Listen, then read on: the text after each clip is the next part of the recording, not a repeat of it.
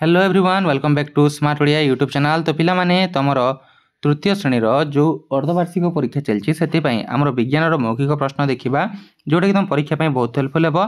देख विभिन्न जिले में विभिन्न प्रकार प्रश्नपत्र आसूसी तो तुम कौटा आसा मत कमेंट करके जनइब और अलग टाइप प्रश्न दरकार थे भी मत निहाती जनइब। देख ये कौन कही प्रथम प्रश्न गोटे तृणभोजी प्राणीर नाम कह। तृणभोजी प्राणी कौन लिखिपर हरिण बुझीगला। ग्रीष्म ऋतु रे अमल होता एक फसलर नाम कह। गोटे फसलर नाम जहाँकि खरादिन होपर क्यों गचर कांड दुर्बल अटे। क्यों गचर कांड दुर्बल अटे पिला माने लिखिपर कहीपर बुझीगला। तापर क्यों गचरे थरे मात्र फल फली थाए। क्यों गचरे थरे मात्र फल फले पिला माने सेटा भी तुम माने कहब बुझीगला।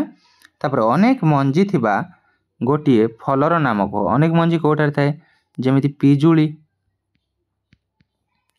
पिजुली रे अनेक गुड़े मंजी थाए बा आतर भी लिखिपर बुझीगला। तो ये तुम प्रश्न उत्तर।